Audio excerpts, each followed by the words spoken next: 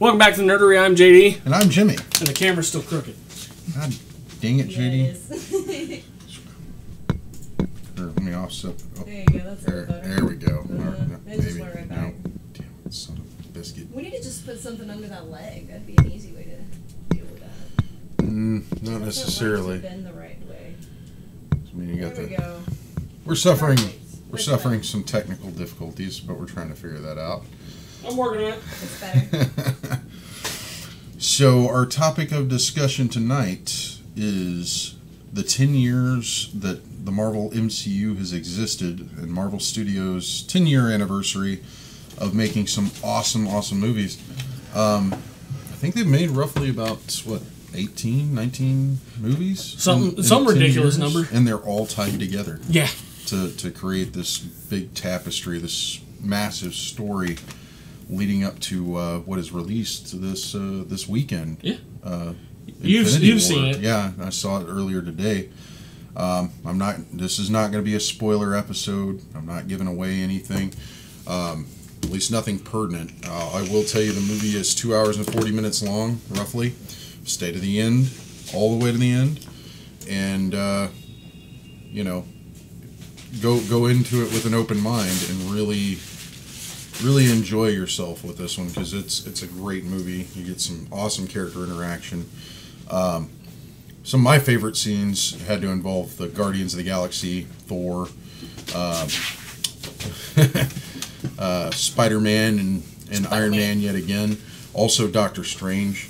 I mean, getting to see all these characters interact with each other and getting to see Josh Brolin play Thanos, more than just sitting in a chair is pretty friggin' awesome. So, guys, go out there, check this movie out. It's definitely worth it. The hype is real. I can't stress this enough. It's something you need to see. I had fully planned to see it this weekend, but parenting and... Dude, you got kids, you got obligations. That's fine, man. And I'll tell you, it might go over their heads. It really might, because it's very cerebral as far as like the reason why Thanos is doing what he's doing, and it's I'm not, like I said, I'm not going to spoil it.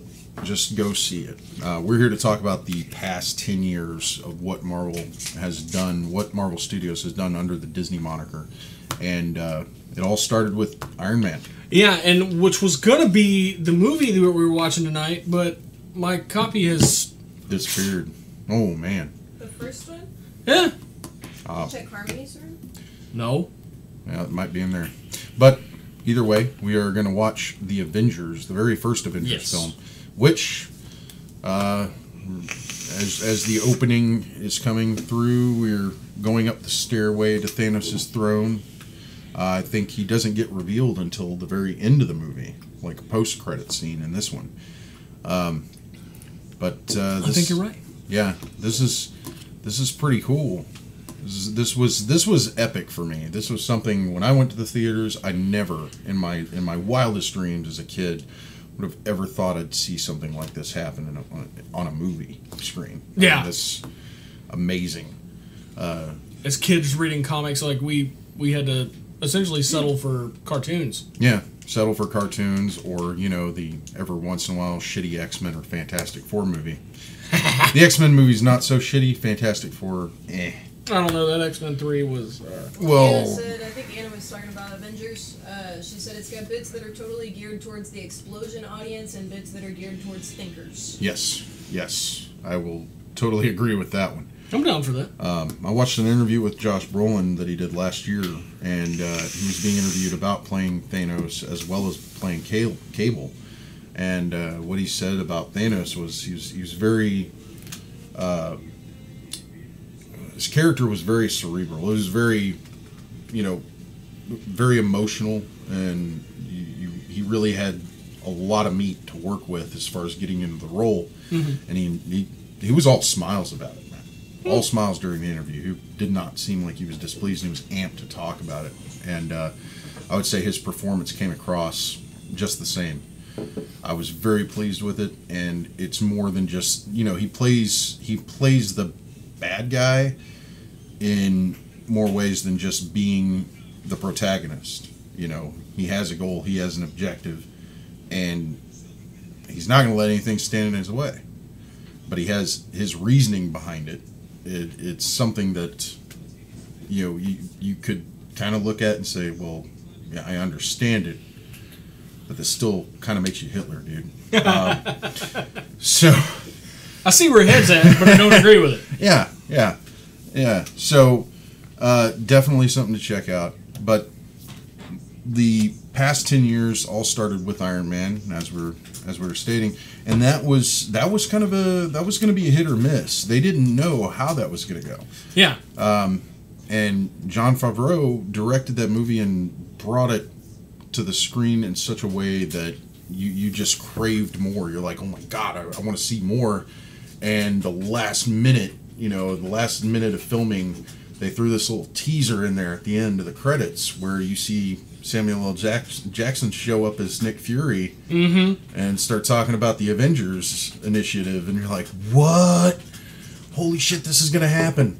And then a couple months later, you get the Hulk, and you see Tony Stark at the end of that movie show up with General Thunderbolt Ross, who, I will say, does show up in Infinity War. So awesome. You're going to get to see some characters that showed up in other movies past that you haven't seen in a while.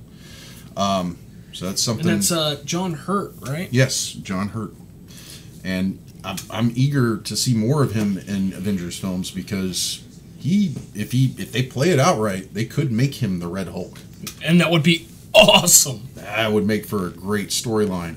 But yeah, you see, so it started with Iron Man, the Hulk, and then we moved on to Thor, which I thought was going to be like the biggest undertaking of trying to bring these characters to the screen, because how are you going to get people's minds wrapped around Rainbow Road, the Bifrost Bridge, the Rainbow Bridge, Rainbow Bridge, that's it, and the fact that these gods are really alien beings, and I was like, how the hell are they going to do that? How is Kenneth Branagh going to bring this to the screen? And God, he did it excellently. Yeah, just the execution of everything, the way Asgard looked. I do have one complaint. Thor just seemed a little bit more blonde and blue-eyed in that one than any of the other films. I was like, ew.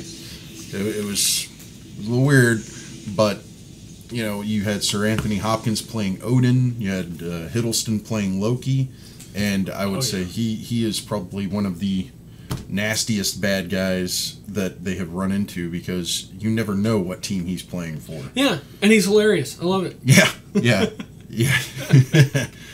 But we're watching the opening scene where you see the Tesseract being experimented on at a top secret SHIELD and NASA facility. This is actually really a real facility. This was the area they're in where they're testing the Tesseract is actually a pressurized containment area where they try and simulate zero gravity or the effects of complete vacuum. There you go. Yeah, they try and simulate a complete vacuum to see how it has an effect on like satellites or things that they're going to put up in space. Yeah, and they actually got NASA to let them use that for filming, which is pretty amazing. But this wasn't at the Houston facility. No, I don't believe so. This may have been out in Arizona or some Florida. You think Florida? Maybe. I know they do have one out in the desert. Well, NASA has a couple of facilities here and there. They've got one down in Florida, of course. That's John F. Kennedy Space Center. I believe they got one in Alabama. Yes. Which would be where they do the underwater.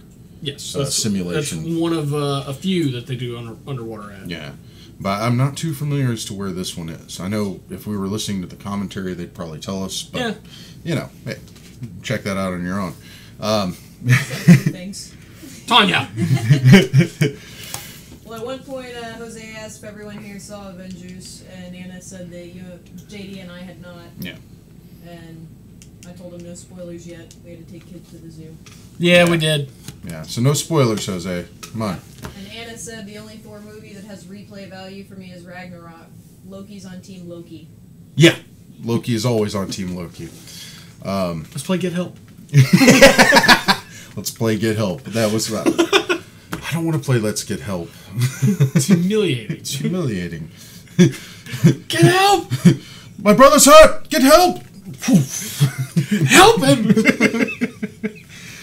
And Ragnarok was hilarious. But yeah, okay, so we had Iron Man, we had Hulk, we had Thor, and to round everything out, last but not least, we had Captain America. The first Avenger. Which, like, if like, it was already hinted at, but putting it in the title, the first Avenger, that cemented in our minds that, no, this is actually happening. Yeah. Like, it's no longer just rumors, no longer just myth, for sure. We are going there. Yeah. We are getting to this point right here. Because I got to admit, at the end of Iron Man, and even at the end of The Incredible Hulk, I was very skeptical. I'm like, because both of it was in the post-credit scenes, you know. I'm like, man, they could be screwing with us. You don't know. Yeah. And then the first Avenger, like, nope. Nope, they're not screwing with us. This is happening. Because in that movie he was. I mean, it was back in World War II. They experimented on him, tried the super soldier serum, and turned him into Captain America. Yeah.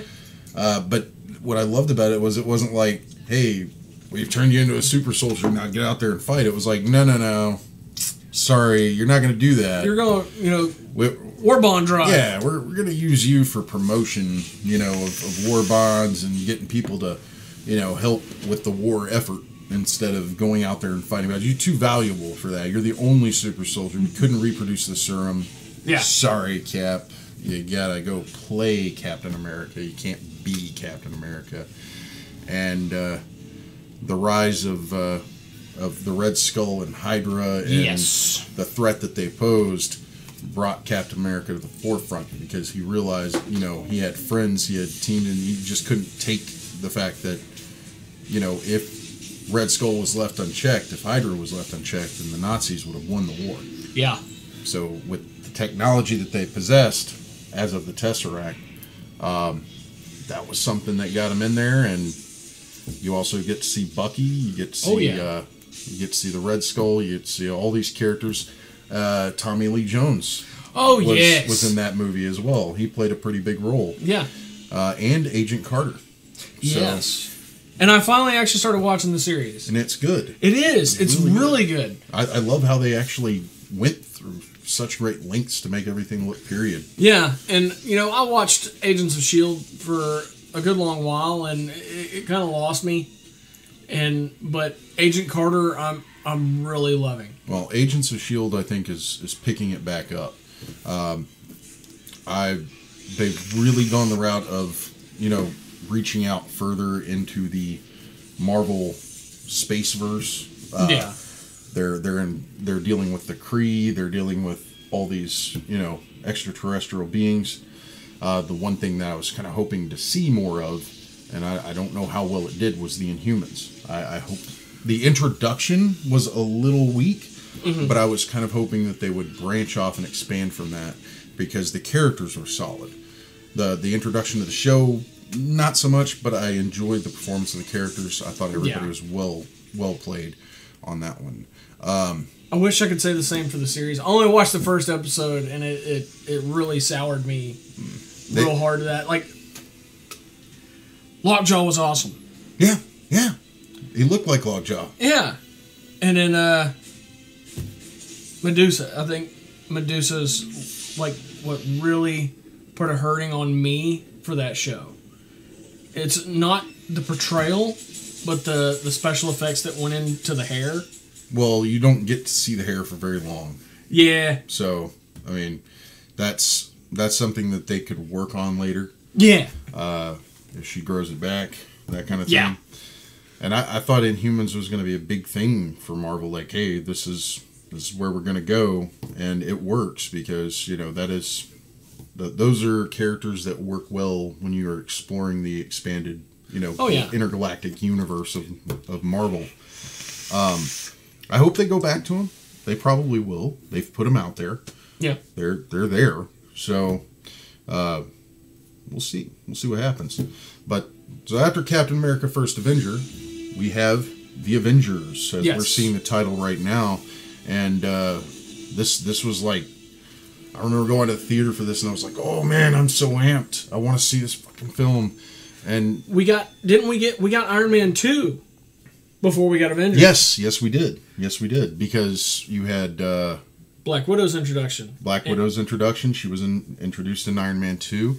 You had War Machine, which I don't think he shows up in this one.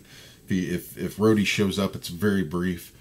It's been a while. Yeah. So I know he shows up in the second one, Age of Ultron, and you do get to see War Machine quite a bit. I'm having a lot of fun looking off camera because Tanya's over there doing an eye transplant on some stuffed animals. Yeah. It's not how I thought it was gonna go. It's never how you think it's gonna go, I'm sure. You know, these things are like totally sewn, these things are like put together over the material. Wow. Not how I thought these worked. Wow. Well, I made a promise. I'm gonna make it happen. let's hope she doesn't lose her license. I don't know what's gonna happen. I don't end up with one. I got a knife. Where's the brain at? So yeah, we got okay. So you had Iron Man 2 before this one. Yes. I apologize. Iron Man 1, Iron Man 2. Thor, Captain America, Hulk. There were 2 hang-ups I had on that, and there were recasting issues. You had a recasting issue with the Hulk, and you had a recasting issue with Rhodey. Lost Terrence Howard. He wanted more money. Yeah, it was over a pay dispute. Yeah. And from what I hear, Don Cheadle was actually asked to play James Rhodes for the first film, but he was busy doing something else. Yeah. He couldn't do it. It was scheduling conflict, so they picked up Terrence Howard, wanted to bring him back in. He wanted more money. They're like, sorry, dude. Hey, Don Cheadle, we asked you before. You want to do it again? I mean, that was minor to me. Anna asked if y'all saw the first Avengers movie together. I do not believe we did, actually. I don't think we went to go see it together in the theaters. We went to go see the second one, I believe, but not the first one.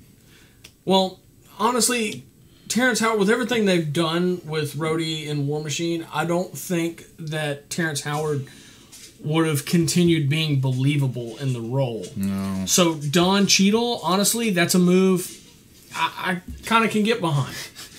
I think Don Cheadle probably got behind it easier because, I mean, have you ever watched the Funny or Die Captain Planet episodes? No. Those are hilarious. It's Don Cheadle as Captain Planet, and he's going bonkers, yes! psycho nuts. Yeah. Yes. Starts turning people into trees. Yes. Awesome. So, I mean, if he's going to play Captain Planet like that, I'm sure, hey man, we want to stick you in some CG War Machine armor. He's, fuck yeah, let's do it. What are we standing here for? Yeah. And I get to act with Robert Downey Jr. Where's the and all these other mocap? people. Yeah. How much of the suit can you make for me, you know? Jose says, sidebar, Galveston and Sylvan Beach had 2 big cosplay photo shoots today, one full of Pokemon, the other full of Smash Brother characters, so that was nice on the eyes. They were all female bathing suits. Well, I'm glad you got to enjoy that. Anna said, I'm thinking of the second one, and I'm not sure if she meant that she was thinking about the bathing suits. She's talking about the Avengers movie.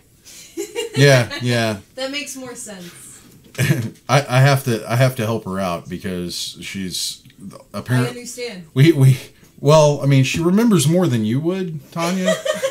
Tanya has a 3-month memory, by the way, in case any of y'all didn't know. But she explained to me today that, after the movie we were on our way home, and she's explaining to me like it all kinds of runs together for her. So she's like, wasn't so and so in this movie and this movie? No, that's not how that worked. So okay, you remember the old physical what is it?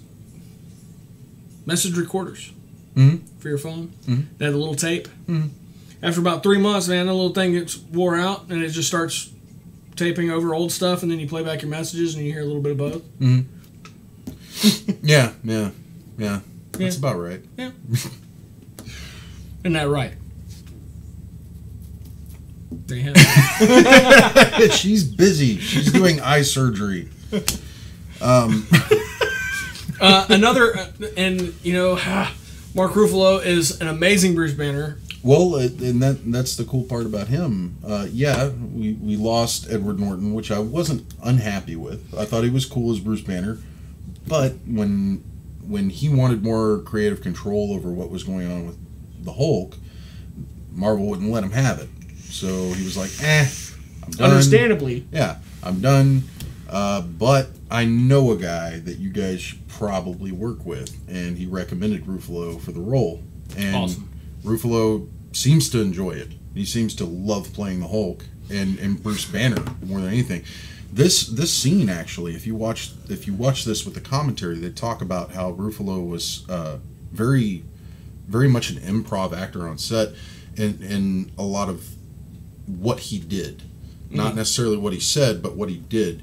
Like when he's standing next to the crib here, and he's talking about other things, and starts kind of rocking the crib. That was just something he kind of threw in, and it was just, I've always wanted a kid, but I don't think I'm ever going to have a kid. Yeah. I've always wanted a family, but the Hulk kind of keeps me from that. What he's doing is something that helps enrich his life and keeps him from thinking about all the things he could have. Which that very conversation between him and Black Widow, we see again in Age of Ultron. Yeah, where they have developed a relationship. A quasi. I would say it was a relationship because when, Tony Stark exclaims, "You better not be playing hide the cucumber." Hide the zucchini. Or hide the zucchini. That I would say that constitutes as a relationship. Yeah. So Anna said all the fucking MCU movies blend together in all caps. Yeah, for her they do. For me, Jose said we needed more characters in the MCU, and then he said yak back. Is he talking about a yak back? Dude, I remember those. I don't know why that came up or what came up exactly. Yeah. Was that shit that Kevin McAllister had in Home Alone? I think he might have. No, that was a Talk Boy. Yeah, that was a Talk Boy. That was a Talk Boy. Which originated out of the Spy Gear. I believe so. Yeah, I remember those. I Yeah. had like the little pad with the mystery marker. Yeah, the mystery marker where you put the UV light over it or whatever. Yeah. I had the entry detector. Yeah, man. I also had the walkie-talkies, like the little ones with the earpiece. Those are cool. I miss those for your cell phones. Just to walk to the airport with, having a conversation. Have it cooled behind your ear, because everybody. And if you're doing it in a suit, everybody gets real nervous real fast. Like real fast. What's going on? He's talking to an earpiece. He's wearing a suit. Maybe we should move.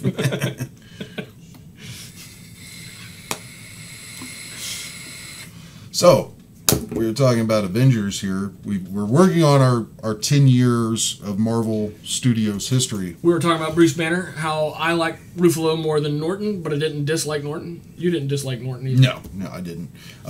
If you notice, the guy that Nick Fury's talking to, the one right next to him on the screen, that's Powers Booth.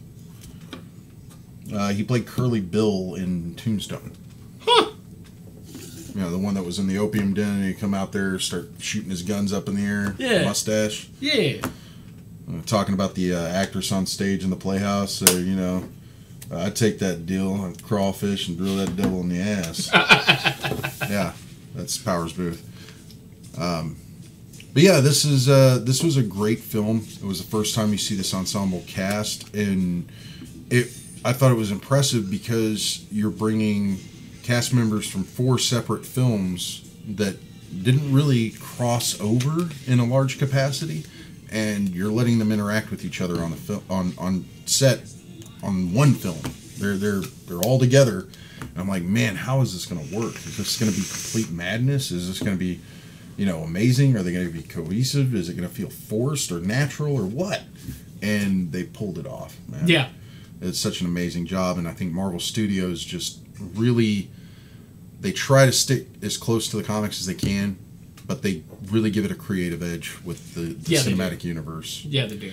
So, but moving on from there, what was the next film we had in line after the very one we're watching now? That's a I believe it was Thor 2. Dark World. Yeah. Which was almost a travesty.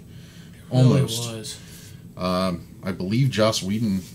Was it Joss Whedon that had to come in? Yeah, Joss Whedon had to come in and finish that one out because the original directing team kind of was ham-handing it pretty bad. And it shows. Yeah. The only reason I say, the only reason I would say it's a shame it was a travesty and it wasn't as well received is because the bad guy in it was played by, I think, Aaron Eccleston? The 10th Doctor. If you watch Doctor Who, he played Malekith, and I mean, I love his performance. He was also Destro in the first G.I. Joe movie, but I really like his performance in films, and he does a damn good job. But I think he was the bad guy in the Gone in 60 Seconds remake. Yeah, and man, it was kind of a shame, but they pulled it off. They got it taken care of. Last time you see Jane Foster. Yep. Natalie Portman was done. She was like, I'm out of this. I can't remember if Kat Dennings showed up in anything else after. I mean, she kept referring to Milner as Mew Mew. Yes, which was awesome. It was cool. It was cool. It was cool to have her on as comedy relief, or comic relief, and Jane, Thor, Mew Mew. Had some pretty cool scenes in that one, but yeah, it wasn't as well received for me, and I thought it was just too serious at times. And Ragnarok later on was just a huge step away from that. Yeah. But, to me, Dark World really bordered. Well, not even bordered. Like it boldly stepped across the line into science fiction. Yeah. Yeah. Well, I mean, in the other thing, you had... That's right. You had... that was on the tails of Guardians. Mm-hmm. It was on the tails of Guardians. Because... Wait, that can't be right. That can't be right. I'm gonna look this shit up here. See, I'm messing up on the chronology of this all. This whole mess here. But yeah, Thor: Dark World. Because at the end of it, they took the reality stone, essentially. The crap that was infecting Jane Foster turned out to be the reality stone. So at the end of it, they took it to the Collector's little museum and passed it off to him.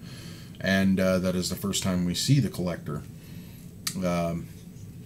Congratulations. I just want to tell everybody... Tanya has completed eye surgery. It looks like the bunny rabbit will recover. And we may give you an update later, but I doubt it. I'm pretty sure you won't get an update about the bunny rabbit. Damn it, I'll update about the bunny rabbit. There. See? Eye sewn on. Looks great. Good job, Tanya. I'm sure your kid will be happy. Okay. It's not giving them an order. Damn Seriously. It. All right. We're just going to have to try and do this. So, for the Dark World, which we're not going to talk too much more about because, it was pretty much the whole... Okay, they're still talking about it. They are? Yeah. What are they talking about? Okay, this is Jose. But for real, the Avengers, way behind. Where is Silver Surfer? Fantastic Four, Wolverine, X-Men, Doctor Doom, Firelord, Nova, Cloak, Manor, She-Hulk. We need She-Hulk. Okay, well, we're talking about the first 10 years of the Marvel MCU, and we're talking about the Marvel MCU, not the Fox Marvel verse whatever they were doing. Yeah. Which... I'm pretty sure down the line we might see some X-Men pop up in the MCU. We might see the Fantastic Four come back. Maybe. It's going to be rough. Is Heavy Flow Marvel? She needs a spot on the Avengers. Heavy Flow. Bringing up Heavy Flow. Oh, no, I'm not Heavy Flow. I'm the Crimson Tide. She needs a spot on the Avengers. Pun intended. That's gross. It's gonna be one big spot. Okay, so I've got it now. After the Avengers, we got Iron Man 3. Okay, so Iron Man 3. Then Thor: The Dark World. Okay. Well, we passed up Iron Man 3. We got to talk about that a little bit. Okay. I want to try and hit it all like bullet points. Yeah, here we go. Okay, so Iron Man 3. I thought that was. Some people would probably say that was probably the most lackluster Iron Man of them all. A lot of people weren't impressed with it. I was. I thought it was really cool. You get to see War Machine in action for the first time. You get to see, like, hardcore in action, you know? You get to see War... Fucking Guy Pearce, man. Was that Iron Man 3? Yeah. Jose says they had more than enough time and money to get the other characters. I need to see Black Panther and Storm get married, damn it. Maybe eventually. Eventually. I mean, Disney did buy Fox Entertainment, so we might see that, but I think they've got a lot of things planned already, and to try and work that in might take some finagling. What, they planned shit? Yeah. Phase 1, Phase 2, Phase 3. What is this? The end of Phase 3? Yeah, this is the end of Phase 3. Moving on to Phase 4. Which apparently is going to be completely different. Oh, yeah. Yeah. They after the Infinity War, I will say parts 1 and 2, because after the first film, there better be a part 2. Anna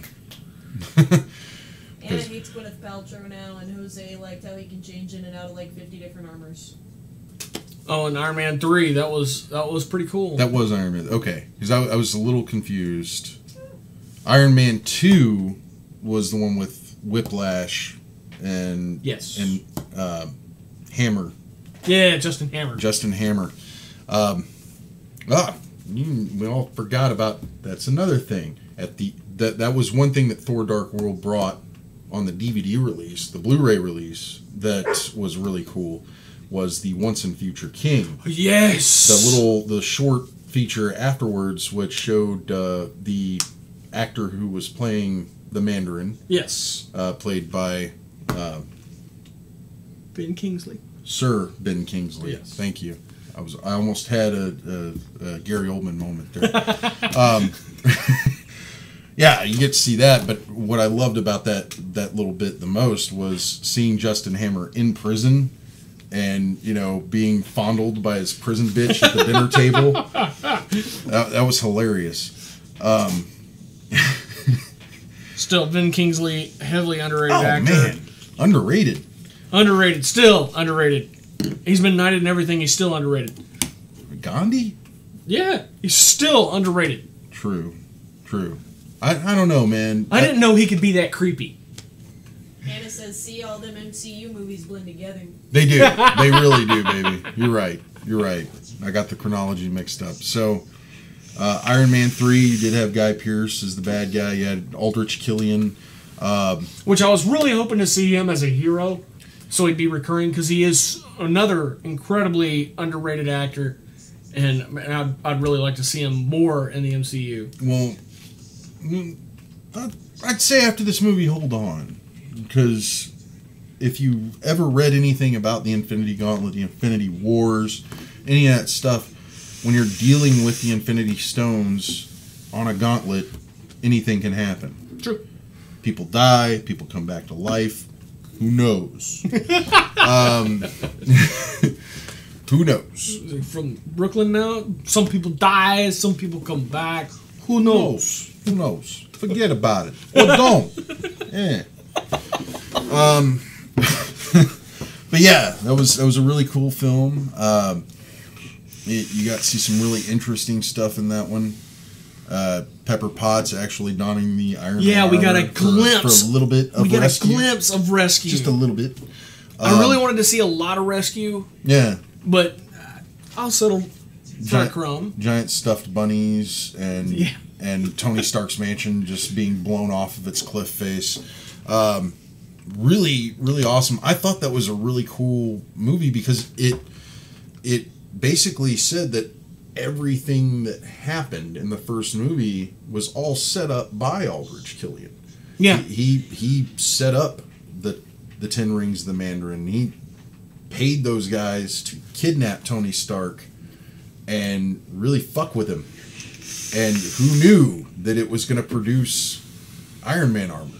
Who knew that Tony Stark would make Iron Man a thing, would bring it to life? They thought, oh man, you're going to hold him for hostage. You're going to get him to build his missile for him, and then they're probably going to kill him. And I don't really care because I'm Aldrich Killian, and I got this Extremis thing going on. That was really cool. Them introducing that and making people living biological weapons. Yeah. Which I don't know how, and they never went into how Pepper Potts dealt with that, because by the end of it, she had been through the process. Well, no, she still had the Extremis in her. Yeah. Just when she popped back up later. Well, she had been gone for a while. Yeah. She had been gone. No, when she popped back up later, that was in Homecoming. Yeah. That was the next time you see her. And every time before that, it was just kind of like an aside, like something happened and Tony doesn't want to talk about it. Yeah, Age of Ultron, she's brought up, and I don't want to talk about it. Yeah. Jose said, I got so hyped for Iron Man 3. I saw parts of armor flying around, and I thought of his Indisum armor, that liquid armor of his. My body was ready. That was the Extremis armor, wasn't it? Extremis 2, I believe. Yeah. No, it was Extremis. Yeah, he had, and that is cool because, if you want to see more of that and you haven't seen the new Infinity War film, well, I know I said I wasn't going to spoil anything, but we'll say Tony Stark went there. Yeah. Beautiful. Yeah. And it's the way they pulled it off is amazing. But yeah, Extremis. So we did that. Thor: Dark World after, which we already talked about. That was pretty much set up for the reality gem. And then we got Captain America: The Winter Soldier, which is the reintroduction of Bucky as the Winter Soldier. He comes back as the bad guy this time, and that was pretty epic, man. You had some. I was very impressed with that one in the sense that it stepped away from the superhero, and it really was the boots on the ground, nitty gritty. Yeah. Tactical spy film, and trying to figure out how to deal with this, and then you have this reveal of an internal betrayal within S.H.I.E.L.D. and realizing that Hydra had infiltrated S.H.I.E.L.D. You also get the introduction of the man who would later become Crossbones. Yes. So they said spoilers. Spoilers for what? I don't know. You spoiled. Well, no, we already said the spoiler alert. Yeah, I said, well, hey, you mentioned it first, and I had to mention it second. So, sorry, Jose. I'm not talking about Infinity War. Let's talk about this. Yeah. So, yet again, you go back to some of old Hollywood coming into play, and you had Robert Redford playing the big bad. And that I really enjoyed the fact that a lot of these actors that have been in Hollywood for a long time have decided to step up to the plate and play some really significant roles in these films. Yeah. And that one was really awesome because it had this spy espionage, film aspect to it that just doesn't really relate to any other Marvel film. Yeah. You can tell a different story with Captain America than you can all the other heroes. And we had a Yoda Revenge of the Sith moment with Fury, because everybody like in Star Wars, everybody knew like Yoda was this badass Jedi, but we never saw him fight. Yeah. Yeah. And then in Revenge of the Sith, you see him fighting, like, holy fucking shit. That's why he's you're talking about the SUV scene. Yes! We finally see Fury fighting, like, holy fucking shit. That's why he is who he is. Yeah. What was it? I think that movie was on last week. I caught the end of it, and there was something in there that I didn't notice the first time. What's that? When they're standing over his grave, the quote under Nick Fury is the very first line from the Bible verse that he read off in Pulp Fiction. What? Yes. I never saw that. Wow. Yeah. And what's even crazier about that is it's kind of a nod back to the Ultimates, which was the first time you see Nick Fury depicted as a black man with an eye patch. Yeah. And it was almost like, oh my God, they're so ripping off Samuel L. Jackson here. And it's even mentioned. Yeah, to the point where they're all sitting around talking about, yeah, Hollywood wants to make a movie about us. And they're all talking about who would play who. And Nick Fury goes, yeah, there's only one person that could play me, and that's the bad motherfucker himself, Samuel L. And he refers to him as the bad motherfucker, which he's talking about Jules from Pulp Fiction. Yeah. Reach into that bag and give me my wallet. And he's like, which one is it? It's the one that says bad motherfucker on it. So it came full circle.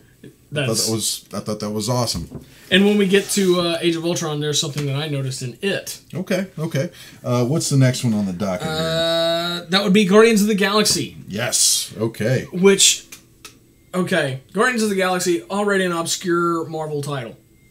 Not incredibly popular.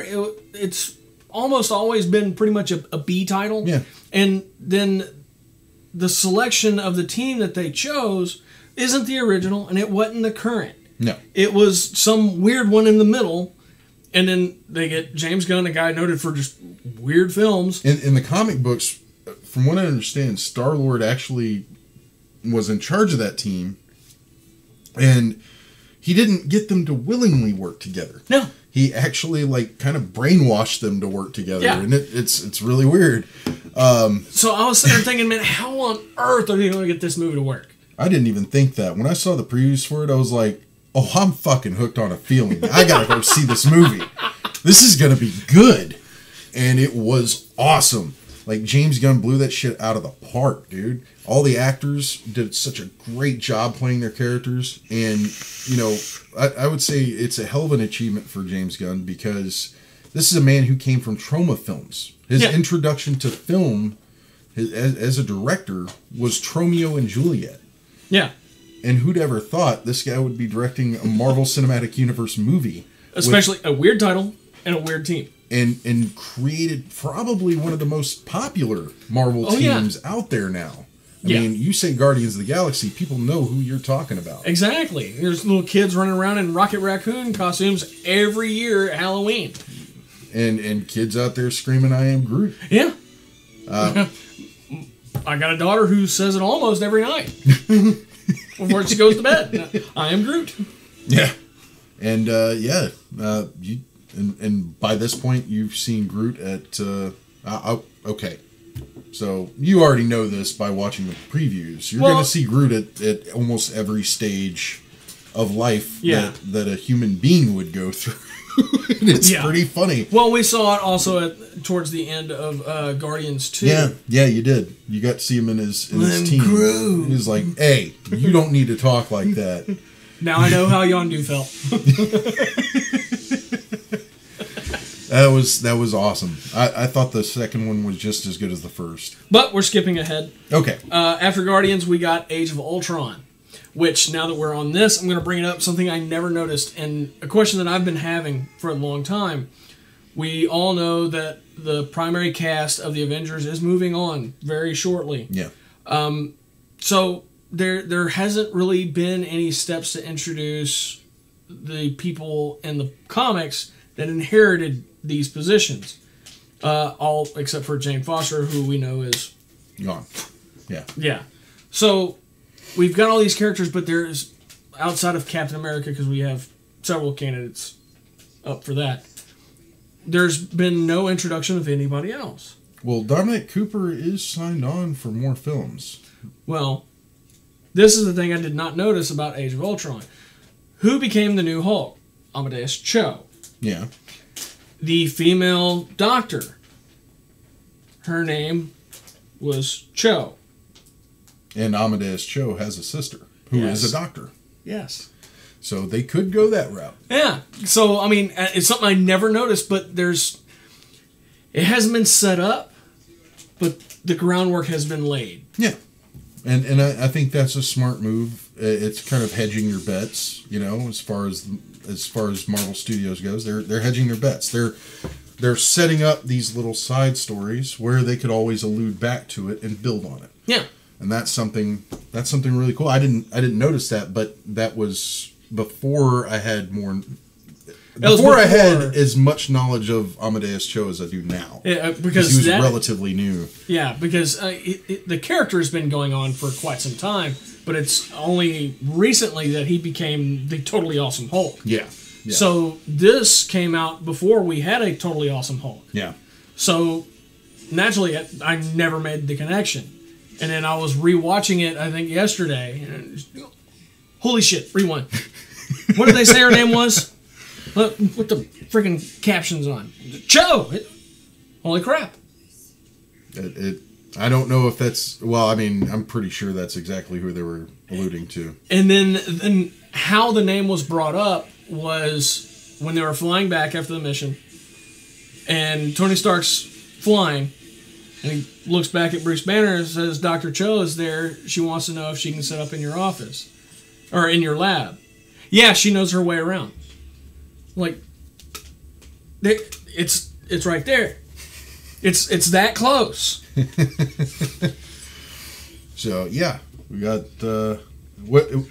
Age of Ultron. I thought some of the really good points on that one were Ultron himself, played by James Spader, which his inflection, his voice is almost, I'd say 85 to 90% of his acting.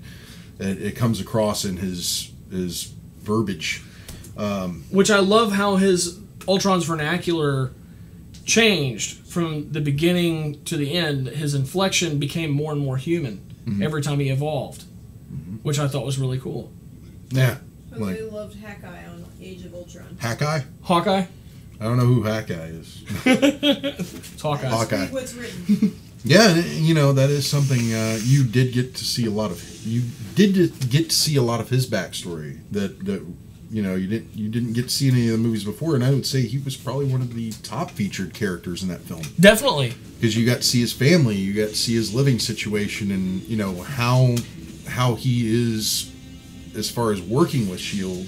Yeah, and what kind of a special situation they have with that.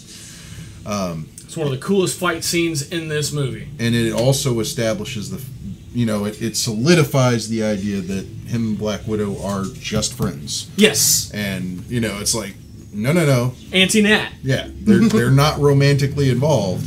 They're not even a little bit. Yeah. They're just professional.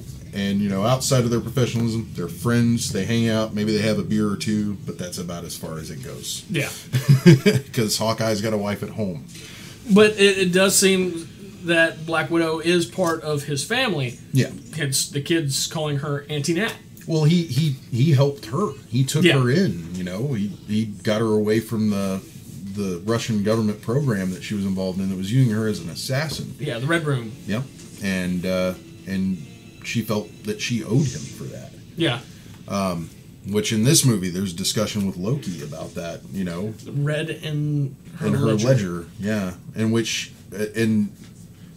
the vernacular that Loki uses in that speech is pretty rough if you really know what he's saying. Yeah. I think he calls her a mewling quim, yes. Which is a pretty rough term. I think he called her a vagina, essentially. So, but yeah, that's how eloquently, Chris or Mr. Hiddleston can cuss you out. That's pretty awesome as Loki. And then after that, we got Ant-Man. Which, there you go. That awesome. That was like a continuation of the Guardians of the Galaxy. What? Just his smile. I never can remember his name. Pena? Oh, Michael Pena. Yes. Yeah. It was at End of Watch. Not just his smile, but I'm talking like his stories. I loved his little stories that he had yes. in the movie. Like where he's talking about, so me and my cousin were hanging out at this art gallery, we're sipping on some champagne, and, blah, blah, blah, blah, blah. He was admiring this piece, but I'm more of this kind of guy. So this guy turns to her and says, blah, blah, blah, blah, blah, and that's where Stan Lee's little bit came in, and it was Stan Lee saying the line, but with the voice of Michael Pena. Which was awesome. Because it's all a story told from his point of view. Yeah. And, that was a great character to throw in there. I don't think he has an established role in the comic books, but he probably should, because he's pretty funny. Yeah, and just that smile, that weird, awkward smile. You like what I said, right? And we will be seeing Ant-Man and the Wasp here pretty shortly as well. Yes. So that will be the continuation. That's another. Ant-Man was really awesome in the sense that you had I'm having one. I'm having a moment. I'm having one of those Gary Oldman moments. Oh. This is bad. Which character? Hank Pym. Hank Pym. Yeah, that guy. Douglas. Michael Douglas. That one. Yes. Holy shit. I'm sorry. I thought it was great that Michael Douglas got to play. I had the last one. I had the last name. Thought Michael Douglas coming in and playing Hank Pym was really awesome, and from what I can tell in the previews for Ant-Man and the Wasp, he will be coming back as Hank Pym. So awesome.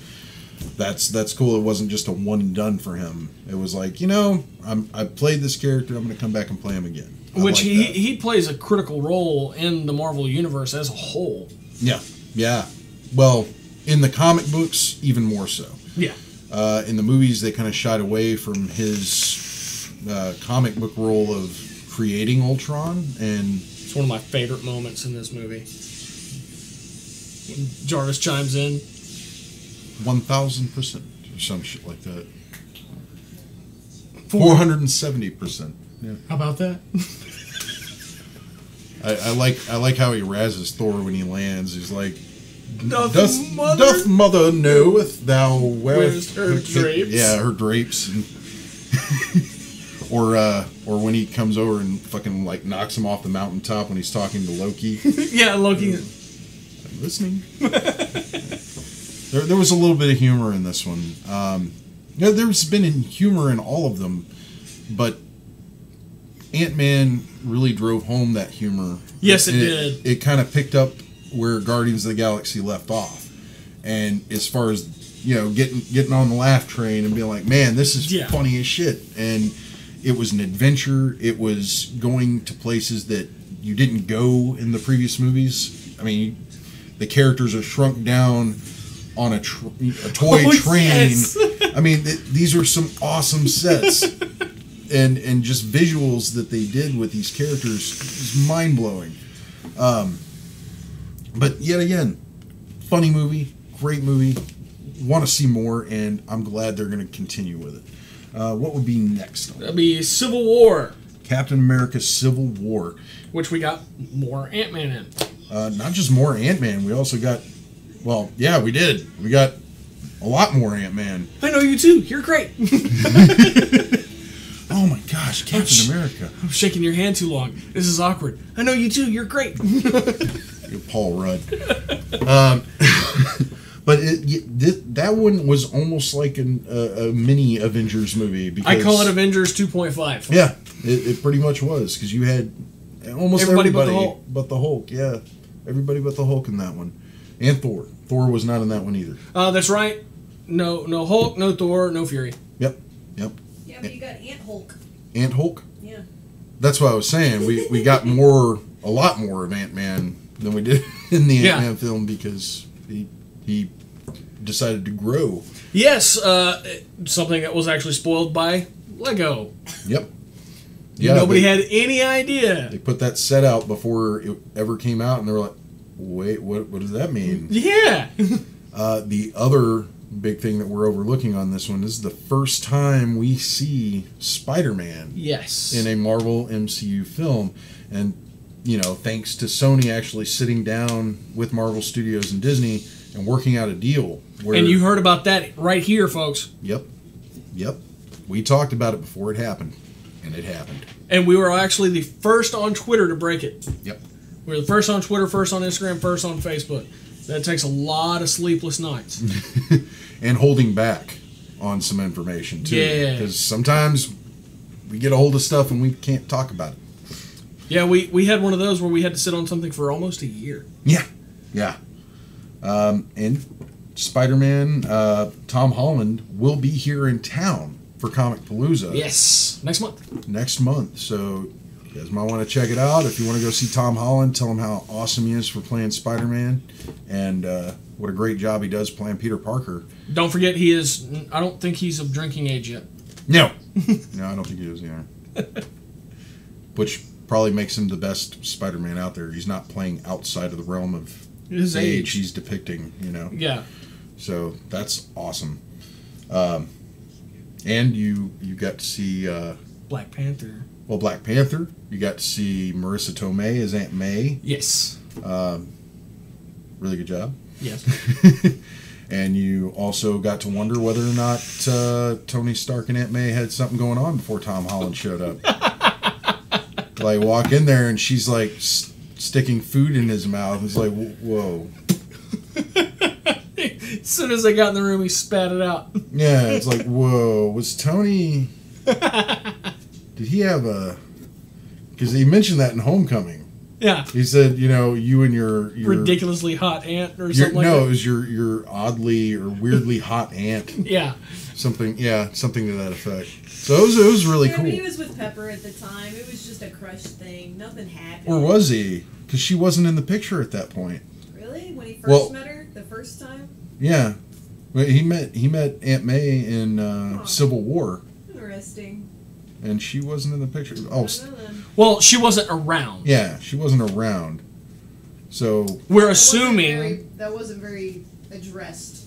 Maybe Tony Stark was just trying to, keep her from wondering about what Peter Parker was up to. And it was like, dazzle her and she won't care about the rest. Maybe if I, throw my charms in a way, she'll excuse the fact that I'm taking her, her nephew off on some trip to play superhero, which she doesn't know about. Big bunny and it didn't work out. But Pepper knows Tony.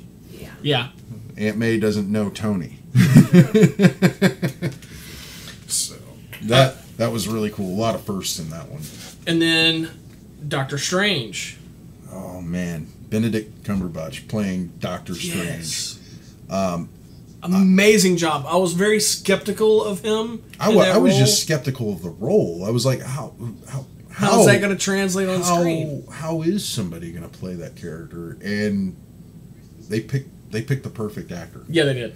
Not only did he play in that movie, he also did a couple of cameos, and then, of course, starring in the new movie. Yeah. Alongside pretty much all these guys.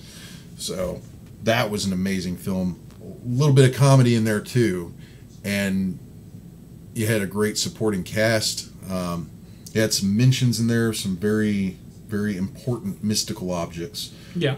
Like the staff of the Living Tribunal. Yes. That is a very big nod. I mean, the Living Tribunal is kind of like one step below God in the Marvel Universe. Yeah.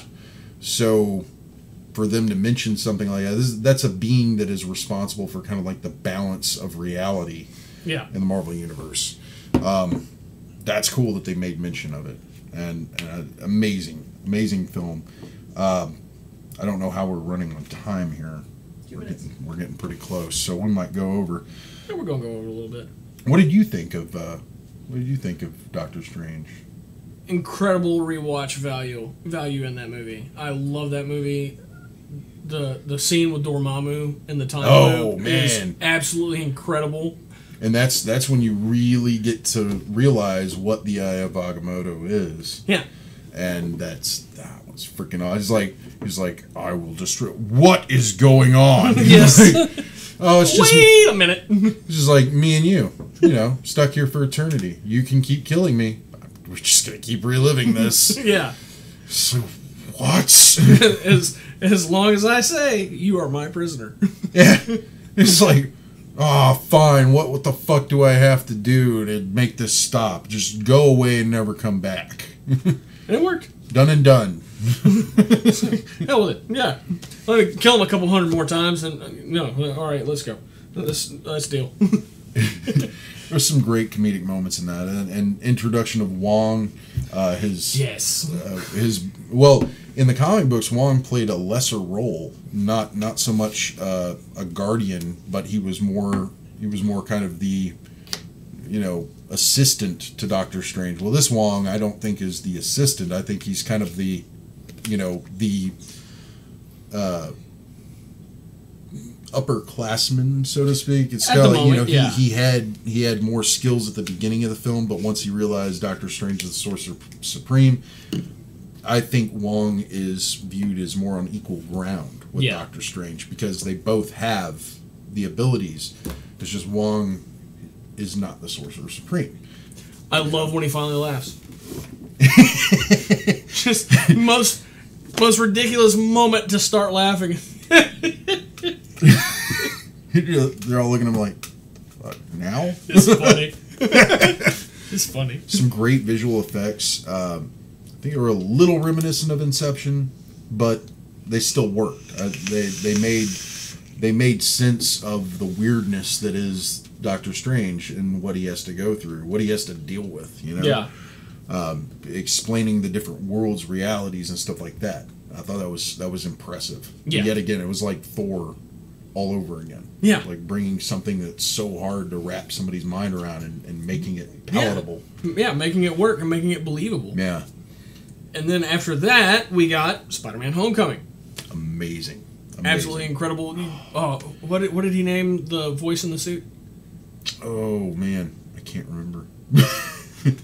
I can't remember, but I will say this: my favorite part of that movie was Michael Keaton as the Vulture.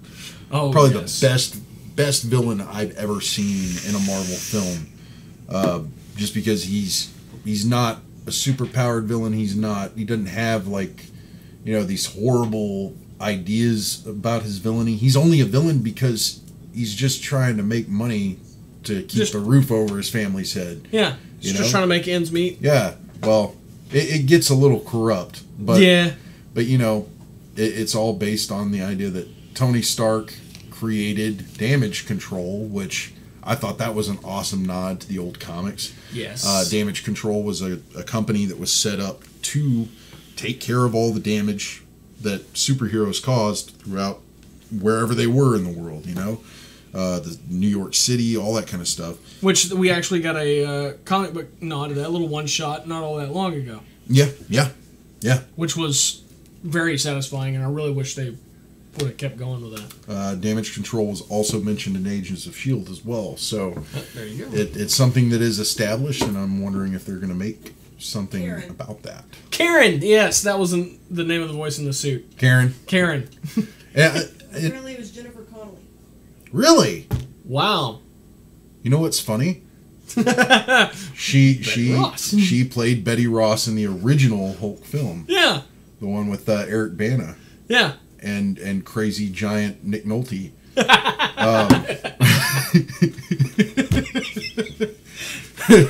Giant mutated Nick Nolte, man. There's only one thing scarier than that, and that's Nick Nolte with the flamethrower. See Tropic Thunder. No, that was Gary Busey. Never mind. I was going to say Black Sheep. No, that was Gary Busey. Yeah. I can see where you get them confused. Yeah. But they're different brands of crazy. Definitely. Kendall noticed your haircut. Oh, yes. This is my second show without a hat, and I debuted new hair. Looks good. And it is all new because it's only like 3/4 of an inch. Yeah. Tony, did you do that? No. Too scared to do it? Big thank you to Wes over at Daigle's Barbershop. He always cuts my hair. He likes. Okay. He always cuts my hair. He does straight razor edging. He's very nice. Very skilled, very fast. I think the moment I sat in the chair, I think it was 10 minutes until I was getting up. Like, he's quick, and he does great work. That's some turnaround, man. I've been going to him for, what, a year and a half? Maybe 2 years. 10 minutes. He's like, next. Yep. Now, I cut it used to take longer. Which was my Jim Gordon cut. Ah, gotcha. So this is my let's make the wife happy cut. All right, so enough about the hair. Yeah. Spider-Man: Homecoming. Yes. Are we moving on? I don't know. Are we? I mean, there was some really cool character interaction in that. Yes, there was. There's some really good introduction. His friend. Yeah. And he, sorry, spoiler alert, I'm doing it again. He does show up in Infinity War. That's all I'm saying. Just, he shows up. But no, I think Homecoming was great. It was groundbreaking and the most satisfying Spider-Man film I've seen in quite some time. I was pleased with Amazing. I liked the first Amazing. Yeah. The second one was too rushed. It was, and Sony does this every fucking time. They throw too many people in the mix. They're like, well, what's better than one villain? Two villains. What's better than... It's like every time they make a sequential sequel, like if it's one, it's one villain. Oh, if there's a two behind it, there's got to be two villains. If there's three, it's got to be three villains. Got to make it bigger and badder. I was like, by that point, with Amazing Spider-Man, we would have never seen the Sinister Six, because to make 6 Spider-Man films like that, I'd have been tired. Just watching the trailer. Shit, I need to go take a nap. Right. So, what would be next after? After Homecoming, we got Thor Ragnarok. Which, JD, I know you love this movie. Go ahead, go nuts, man. Oh my god, I never can remember his name, but Cord. Yes, that one. I know you love that. By far, my favorite Marvel character yet. Just the big rock guy. Yeah, and he's so huge and so massive. Like, he's the size of the Hulk, but he doesn't talk like him. He's got a really quiet voice. Yeah. We're going to steal this spaceship and get out of here. You want to come? Yeah, this whole place is like a circle. Not like a regular circle, more like a freaky circle. Yeah. I think that was the director that lended the voice to that character. Yes, it was awesome. And he's a Kiwi, I believe. He's from New Zealand. So... Oh my god. The hammer pulled you off. Not like that. So you rode on the hammer. The hammer rode on your back. No. Well, it sounds like you and this hammer had a very special relationship. To lose it is almost like losing a dear friend. So I mean, okay. So we get to see the Hulk in Asgard. We get to see the Hulk in Scar, which this was a combination of Asgard, the Asgardian Ragnarok, and Planet Hulk. Yeah. They kind of mashed these two together because they were trying to satisfy the fans a bit, Everybody Which they wanted, did. Yeah, everybody wanted to see a Planet Hulk, and really, when you think Planet Hulk, you think Hulk in the gladiatorial armor, duking it out in the gladiatorial combat, and we got to see that, and it was amazing. We're friends from work. And one of the coolest things out of that bit was Jeff Goldblum playing the Grandmaster. I thought that was hilarious because he was just very Goldblum, but at the same time it was like Goldblum with a dash of something else. A dash of something else and unlimited power. Yeah. And it's just like, wow, you're aesthetically pleasing. I like you. You can be in my collection. You, on the other hand, I'm just gonna melt you. Sorry, that's just how things go. We don't do, It's hilarious to watch him. I actually, those promos for the film that they had, where Hulk where Bruce Banner and Thor are hanging out in Australia. Well, they had one for Goldblum too, as the Grandmaster hanging out with some guy in Australia, and he's just kind of rooming with him, and he's got his little, Grandmaster bust, and they're talking about it. He's like, yeah, we're just hanging out. And he's like, I don't know, he's kind of annoying. He keeps asking for his melting stick, and I don't know what the hell he's talking about.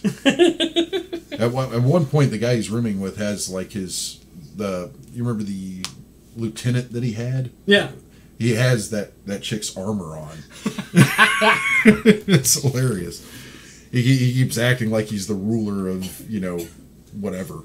And we can't forget, Let's Play Get Help. Yes. Let's Play Get Help. Yeah, you get to see Thor and Loki really work together in that film. And kind of, you finally get to see them as siblings. Yeah. Which they've always talked to each other as siblings, but they've never interacted with each other as siblings. And we finally got to see that. There's a lot of memorable scenes in there. When they go see Doctor Strange. Well, when Thor goes to see Doctor Strange, And, that takes about 30 minutes roughly, because we get the statement from Loki as soon as Thor's like, well, I'm leaving, with my brother. And then he's like, oh, right. And drops him out of the portal, and Loki hits the ground. He's like, I have been falling for 30 minutes. And he's like, don't forget your umbrella. Yeah. Who's responsible for the wizard? And he's like, oh, really? All right, you're going now. And that is the last time we will see Sir Anthony Hopkins playing Odin as well.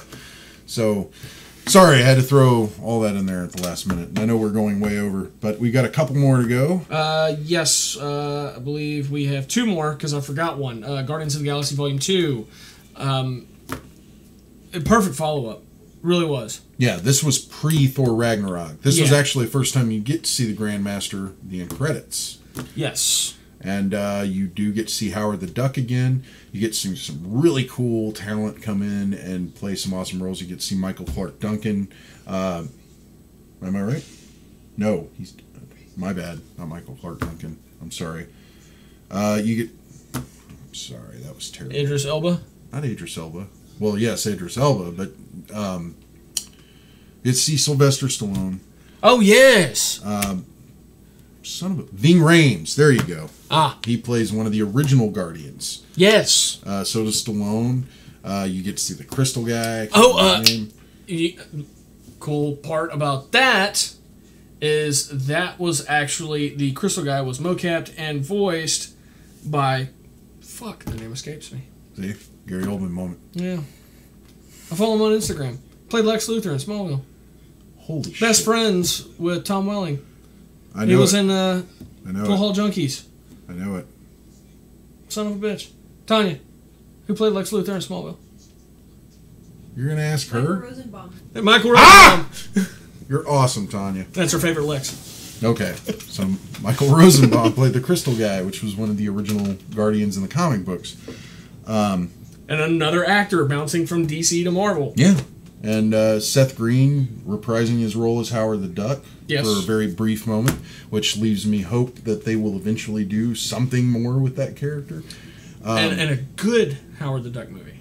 I think they've got a good look for him. I don't mind him being all CG. I think that's fine. I would love to see a Howard the Duck film where he's, hanging out at a detective's office because he's stuck on Earth, and he's obviously stuck in that universe. Yeah. He ends up on Earth, becomes a detective, and he's got an office next to She-Hulk. If they'd ever established that character, that would be funny. Oh, yes. But it would have to be something light, It'd have. I think Marvel, very lighthearted. Yeah. Put Gunn in charge of that. Yeah, I think you're right. I think you're right on that one. Because it's just weird enough to be in his milieu. Yeah. And you also had the introduction of Ego, the living planet. Yes. And God damn it, doing it again. Who played him? Kurt Russell. Kurt Russell. Thank you. Had to rewind Overboard. Yes. That movie. Who's in it? Yes. They're making another Overboard. Yeah, and it's going to be the inverse. Yeah, and when I first heard they were making a new one, I was heavily insulted. I was very pissed off. I love that movie. I grew up with that movie. And then I saw the trailer, and I'm like, no, I'm okay with this. Yeah, I have to go see the that. inverse, because Anna Faris is playing the...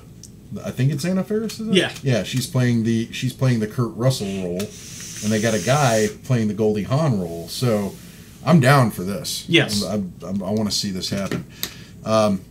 But yeah, you get to see Kurt Russell play Ego, the Living Planet, which is a character that I never thought they would put in a Marvel Cinematic Universe movie, because that's that. But when you're dealing with the Guardians, everything that is galactic is part of their wheelhouse. So it happens. Yeah, and it's pretty awesome. And that leads us to Black Panther. Black Panther. Love that movie. That was one of the most impressive movies I've seen to date. I love that movie way more than I expected I would. Yeah. Which I knew I was going to enjoy the movie, but I didn't know I was going to love it that much. Well, by the previews, I was already blown away by what they were doing to make Wakanda look the way it did. Yeah. It wasn't like, we got, just a cityscape. No, they made it look like something else. Yes. Like something other than normal human civilization. Yeah. Because these people are living in a bubble. They're living outside of everything else that's going on in the world, and nobody knows they exist. Yeah. And they've harnessed this alien technology, this metal that is, this huge deposit that they have laid claim to. Yeah. There's all these different tribes. I think the movie established some really strong ideas about family. Yeah. Honoring the dead. And really just honor in general. I mean, that's what that character is about. Yeah. In the cast, it's such an amazing job. They got some great actors together to pull this off and make it such a good movie. Definitely. And Michael B. Jordan. Last time we saw him associated with anything comic books was him in Fantastic Four. Wow. And he also has another movie coming out very soon. I know it just wrapped principal filming, but it's a movie franchise I'm a big fan of, and that's the Rocky movies. Creed 2 just wrapped principal filming. Yeah, you're talking about the guy who played Killmonger. Yes, Eric Killmonger. And he was Creed. I didn't know that until a couple of days ago. I was talking with him with Reggie at work, and he mentioned that. I was like, holy shit, that was Creed? Yeah. He was like, yeah. I was like, fuck. Which is insane to see him in Creed, and then to see him as Eric Killmonger. How much muscle mass he put on is insane. And I actually watched an interview talking to the director and the producer about their choice for Michael B. Jordan. They said, well, we already had a lot of great groundwork of him working with Sylvester Stallone, putting on all that muscle mass for Creed. It was already laid, but we needed more, and he was more than willing to do it. He was already doing it anyway after Creed wrapped. So he just decided to stick with the routine. Yeah, and just keep putting it on. So he made a very formidable foe. Yes, he did. So, that was a very impressive movie. I couldn't fathom them. Yet again, it was like the whole bringing Thor, bringing Doctor Strange to the big screen. How are they going to do it? How are they going to do it without making it look hokey? Yeah. And they did a fantastic job of it. The Marvel MCU, you 10 years of making these movies and culminating into this, massive story and going to so many different places, not just on Earth, but across the galaxy. These are so amazing, and for Marvel Studios to pull off something like this where no other studio has ever done it. They've never made this many films that are so interconnected. And tightly knit. Yeah, I mean, they've done such a great job with this, and I hope they keep going. I mean, these are true comic book films. I mean, they are not only based on comic book characters, but they're made like comic books. The story continues. It keeps going. I think this has been an adventurous 10 years. There you go. It's going to be, I hope it'll be more. I hope it'll be another 10 years. I hope we'll see a 20-year anniversary of this, and, people will still keep going to see the films. As do I. I think Marvel's doing a great job, and they are really checking the quality control on this and making sure everything fits together well. And I will say this, they have gotten a lot better with sealing leaks. Yeah. Because there for the longest, man, they couldn't keep a secret worth shit. Yeah. Like, you could damn near get your hands on the script before the movie came out. It was pretty bad, but they have gotten a lot better at it. Yeah. Like, I still, like, I've really shied away from a lot of the trailers, and I haven't been actively seeking information. I've kind of laid off on that because I had so many movies spoiled for me. But, no, there hasn't hardly been any leaks on Infinity War. Yeah. And if there's going to be a part 2, ain't nobody talking about it. Exactly. So I think Brolin did mention that in the interview. He mentioned mentioned that there was a second one being written, but he didn't mention anything else. Yeah, I do know from here on out we are going to see a huge change in the MCU. I don't know if it's going to be all at once or if this is going to progress slowly up until Avengers 4, the untitled one. But I'm really curious to see where they go, especially with Dr. Cho in the mix now. Yeah, they better make the follow-up quick. That's all I can say. Because if they don't, they're going to lose people. I'm really excited to see Christina Wren return to the DCEU. Yeah. Because we have not seen much of... We didn't see much of her... Or did we? I don't even think we saw any of her in Justice League. No, I don't think so. But that's a whole other... A whole other show. A whole other show for a whole other time. We have run over and we've got some sponsor. We've got a sponsor. Is that right? Yes, a sponsor. A sponsor. I couldn't remember. We were offered another sponsorship here in the last 2 weeks. I have put that on hold temporarily. Okay. But we are brought to you by Captain Jack's Elixirs, 322 East Texas Avenue, Baytown, Texas. 77520, or you can go to their website, www.captainjackselixirs.com. Be sure to like and subscribe. And go visit our website at www.thenerdery.net. Yes. Our current web appearance I am unsure of at the moment. Okay. Because we are trying out something, and that has lapsed, and I don't know if it auto-reverted to what it was. Site may be under construction. Maybe. I'll check on that tomorrow because I'm Mind our looks. Be sure to follow us on Facebook, Instagram, and Twitter. We're on all those. Final thoughts? I'm going to say Thanos rocks, man. 6. 6? 6. Yeah, 6 rocks. 6 rocks. Thanos rocks, 6 rocks on his fist. I mean, Yep. Yep. By the end of the movie. Yep. It's about how it's going to go. Don't take your kids. Here's the 10 more years of MCU. Yeah, hell, 20. There you go. For as long as people go see them. Tanya? I'm Final still thought? trying to figure out exactly what happens if Infinity Stones get stuck up your ass. Well, I think it more depends on your physical strength. Well, I think it depends on whether or not you have the strength to wield them. Yeah, that's what I'm Whether talking your about. ass is worthy. Yeah. No, it's not Mjolnir. Not quite like Mjolnir. It's you see, the only reason Star-Lord could hold one was because he was half God, essentially. Yeah. So you have to Eternal. have he was half eternal. You have to have some sort of something. Yeah. You got to have some special shit. Mm-hmm. Thanos of Titan. I mean, I guess pretty high up there. We'll leave off on that note. I think that does it. Continuity, Jim. Go pick up the wedding issue of Deadpool. All right, everybody. Good night. Good night. Bye.